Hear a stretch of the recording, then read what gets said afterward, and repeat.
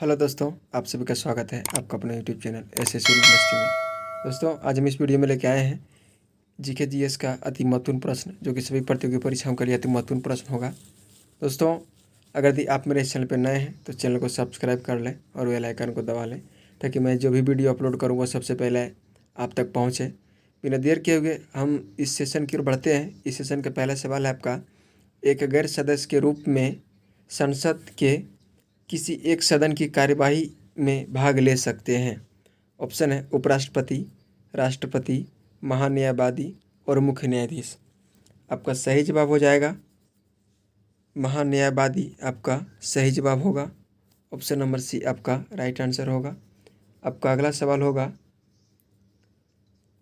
सवाल है, राज्य सरकार के कानून मामलों में सलाह देने के लिए अधिकृत हैं। ऑप्शन है मुख्य न्यायाधीश, महान्यायवादी, उच्च न्यायालय के न्यायाधीशों की खंडपीठ, महाअधिवक्ता। आपका सही जवाब हो जाएगा महाअधिवक्ता। आपका राइट आंसर होगा। अगला सवाल की ओर बढ़ते हैं और आपका अगला सवाल है, निम्नलिखित में से कौन सा पादप हार्मोन नहीं है। ऑप्शन है साइटोकिनिन, एथिलीन, जर्बेनिन, इंसुलिन। आपका सही जवाब हो जाएगा ऑप्शन नंबर डी, इंसुलिन। आपका सही जवाब होगा। आपका अगला सवाल होगा, निम्नलिखित तत्वों में से किसकी परमाणु संख्या क्लोरीन की तुलना में अधिक है। ऑप्शन है पोटेशियम, सल्फर, फास्फोरस और एल्युमिनियम। आपका राइट आंसर हो जाएगा पोटेशियम। आपका राइट आंसर होगा। दोस्तों, इस क्वेश्चन में ये पूछा जा रहा था, परमाणु संख्या में क्लोरीन की तुलना में, यानी क्लोरीन से सबसे ऊपर में कौन सी है। यह सल्फर है, फास्फोरस है, एल्युमिनियम है। क्लोरीन से ऊपर आपका पोटेशियम है। आवर्त सारणी के अनुसार ये देखा जाएगा तो आपका अगला सवाल होगा, जब किसी तत्व के परमाणु की एक से ज़्यादा द्रव्यमान संख्या होती है तो उसे क्या कहते हैं। आपका ऑप्शन है आइसोबार, आइसोटोन, आइसोटॉप और आइसोमर्स। आपका सही जवाब हो जाएगा आइसोटॉप। आपका राइट आंसर होगा आइसोटॉप। ऑप्शन नंबर सी आपका सही जवाब होगा। अगला सवाल की ओर बढ़ेंगे और अगला सवाल आपका होगा, निम्नलिखित में से कौन सा एक मिश्रण नहीं है। ऑप्शन है ग्रेफाइट, तांबा, पीतल और इस्पात। आपका राइट आंसर हो जाएगा ग्रेफाइट। आपका राइट आंसर होगा। दोस्तों, इस प्रश्न में आपका मिश्रण नहीं है, यानी इस क्वेश्चन का आंसर आपको ये बताना है कि इसमें किससे मिलाने के बाद कुछ नहीं बनता है। आपको ग्रेफाइट मिलाने से कुछ नहीं बनता, तांबा और पीतल को मिलाने से वो कुछ न कुछ धातु बनेगा, तांबा और इस्पात मिलाने से कुछ न कुछ बनेगा, और तांबा और पीतल यानी इस तरह से ये तीनों को मिलाने से कुछ न कुछ बनता है, लेकिन ग्रेफाइट को मिलाने से कुछ नहीं बनता है। इसलिए आपका राइट आंसर हो जाएगा ग्रेफाइट। आपका राइट आंसर होगा। आपका अगला सवाल है आपका, प्रकाश ऊर्जा से पानी के अणु के विखंडन की प्रक्रिया को क्या कहते हैं। ऑप्शन है प्रकाश अपघटन, ताप विघटन, विद्युत अपघटन और विकिरण अपघटन। आपका सही जवाब हो जाएगा, आपका सही जवाब होगा प्रकाश अपघटन। आपका राइट आंसर होगा। आपका अगला सवाल है, प्रति ग्राम ईंधन द्वारा उचित ऊर्जा की दृष्टि से निम्नलिखित में सर्वोत्तम ईंधन कौन सा है। आपका ऑप्शन है मीथेन, हाइड्रोजन, एथेनॉल और ब्यूटेन। आपका राइट आंसर हो जाएगा हाइड्रोजन। आपका राइट आंसर हो जाएगा। अगला सवाल की ओर बढ़ते हैं। अगला सवाल है आपका, निम्नलिखित में से क्या किसी बड़े शहर की वायु को प्रदूषित करते हैं।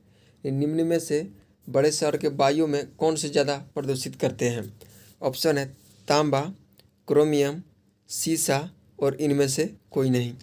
आपका राइट आंसर होगा सीसा। दोस्तों, बड़े बड़े इमारत और बड़े बड़े महलों में ये शीशा का प्रयोग किया जाता है, उस वजह से वो प्रदूषण वो वायु का प्रदूषण अधिक करते हैं। आपका अगला सवाल हो जाएगा, पानी की कठोरता की जांच करने के लिए किस विधि का प्रयोग किया जाता है? आपका ऑप्शन है साबुन से झाग बनाना, क्वथन विधि, आसवन विधि और इनमें से कोई नहीं। आपका सही जवाब हो जाएगा इनमें से कोई नहीं। आपका राइट आंसर होगा इनमें से कोई नहीं। आपका अगला सवाल होगा, सॉरी दोस्तों, ये क्वेश्चन 10 नंबर का क्वेश्चन थोड़ा टाइप मिस्टेक हो गया है।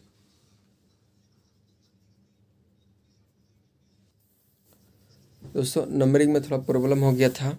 आपका ये इसका सही जवाब हो जाएगा साबुन से झाग बनाना, आपका राइट आंसर हो जाएगा। और आपका अगला सवाल होगा, राजभाषा विभाग किस मंत्रालय के अंतर्गत आता है? ऑप्शन है मानव संसाधन मंत्रालय, गृह मंत्रालय, शिक्षा मंत्रालय और सांस्कृतिक मंत्रालय। आपका राइट आंसर हो जाएगा सांस्कृतिक मंत्रालय, आपका राइट आंसर हो जाएगा। आपका अगला सवाल होगा, आपका अगला सवाल है, राज्य में आपातकाल के समय राज्य का शासन किसके हाथ में रहता है? ऑप्शन है प्रधानमंत्री, मुख्यमंत्री, राष्ट्रपति और गृह मंत्री। आपका सही जवाब होगा राष्ट्रपति, आपका राइट आंसर होगा। दोस्तों अगर आपातकाल की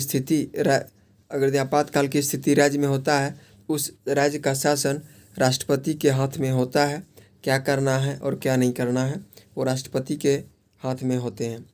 आपका अगला सवाल होगा, योजना काल में राष्ट्रीय आय में किस क्षेत्र का योगदान घटा है? ऑप्शन है विनिर्माण, परिवहन, कृषि और बैंकिंग। आपका सही जवाब हो जाएगा कृषि, आपका राइट आंसर हो जाएगा। कृषि आपका राइट आंसर हो जाएगा। आपका अगला सवाल होगा, भारत का राष्ट्रीय आय अनुमानित होती है।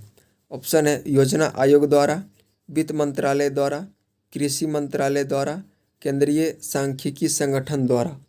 आपका सही जवाब हो जाएगा केंद्रीय सांख्यिकी संगठन द्वारा भारत का राष्ट्रीय आय को अनुमानित किया जाता है। इस केंद्रीय सांख्यिकी संगठन के द्वारा ही भारत का राष्ट्रीय आय को अनुमानित किया जाता है। आपका अगला सवाल होगा, अगला सवाल है आपका, भारत में राष्ट्रीय आय की गणना में किस विधि का प्रयोग किया जाता है? आपका ऑप्शन है उत्पत्ति गणना विधि, गणना वो ईख वाला गणना नहीं है, गणना कैलकुलेशन वाला गणना है, थोड़ा टाइप मिस्टेक हुआ है। आय विधि, उपयुक्त में दोनों, इनमें से कोई नहीं। आपका राइट आंसर हो जाएगा उपयुक्त में दोनों, ये आपका हो जाएगा, ये वाला गणना आपका हो जाएगा, गणना आपका हो जाएगा। आपका अगला सवाल होगा, अगला सवाल है, पृथ्वी की जुड़वा बहन किससे कहे जाने वाले ग्रह का नाम निम्नलिखित में है? ऑप्शन है बृहस्पति ग्रह, मंगल ग्रह, शनि ग्रह और शुक्र ग्रह। आपका सही जवाब हो जाएगा शुक्र, आपका सही जवाब होगा, शुक्र आपका राइट आंसर होगा। आपका अगला सवाल होगा, भारतीय राष्ट्रीय कांग्रेस का 1938 का अधिवेशन किस राज्य में हुआ? आपका ऑप्शन है पटना, रांची, भागलपुर और हरिपुरा। आपका सही जवाब हो जाएगा हरिपुरा, आपका राइट आंसर होगा। आपका अगला सवाल होगा,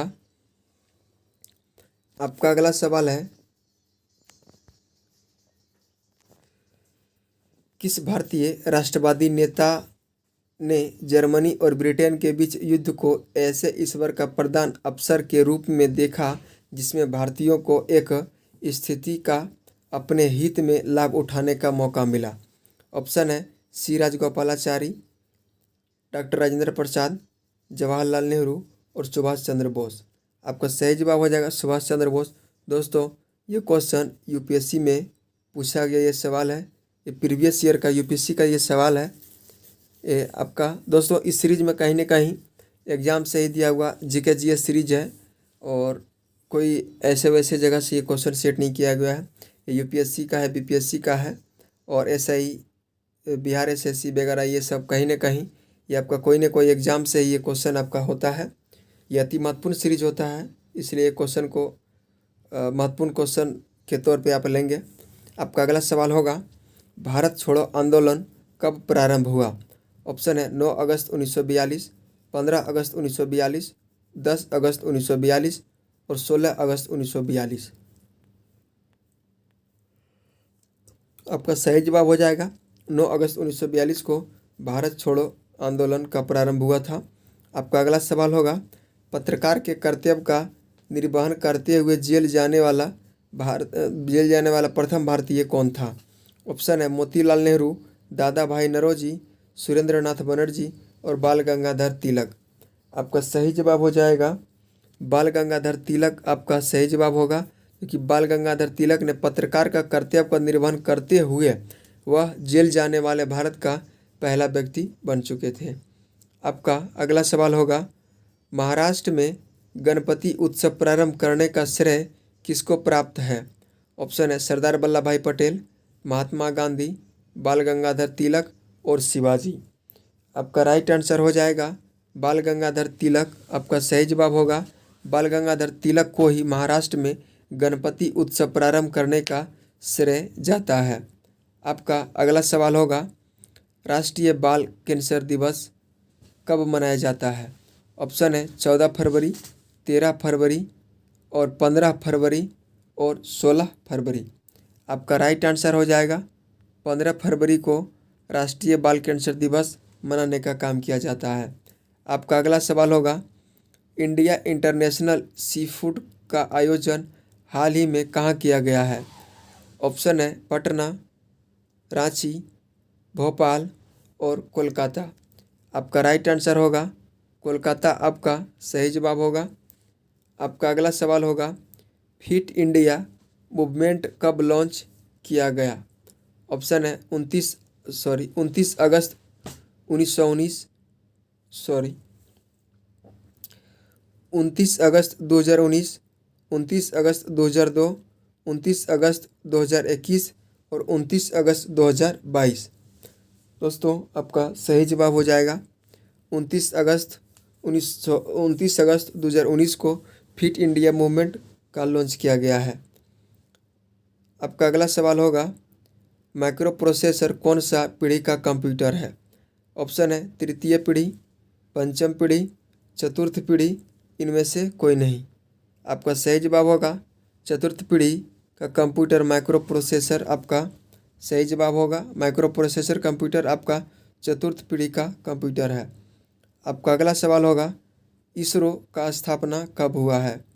ऑप्शन है 1969, 1958, 1956 और 1960। आपका सही जवाब होगा 1960 आपका सही जवाब होगा। ये आपका DRDO का हो जाएगा, DRDO का स्थापना हो जाएगा। ये आपका इसरो का स्थापना हो जाएगा। दोस्तों ये रहता आज का आपका इस GK GS सीरीज का अति महत्वपूर्ण प्रश्न, जो कि सभी प्रतियोगी परीक्षाओं के लिए अति महत्वपूर्ण प्रश्न होगा। दोस्तों हर रोज़ हर रोज़ इसी तरह इस वीडियो में बने रहें और आगे का वीडियो में भी बने रहेंगे। दोस्तों अगर GK GS को बेहतर करना है तो इस चैनल को ज्वाइन कर लें। बहुत ही अच्छा GK GS होगा, हमें विश्वास है और हमें जानता है हम अपनी अच्छी कंटेंट को अच्छी दे पाएँ आपको। दोस्तों आज की सेवा को हम यहीं तक रखना चाहते हैं।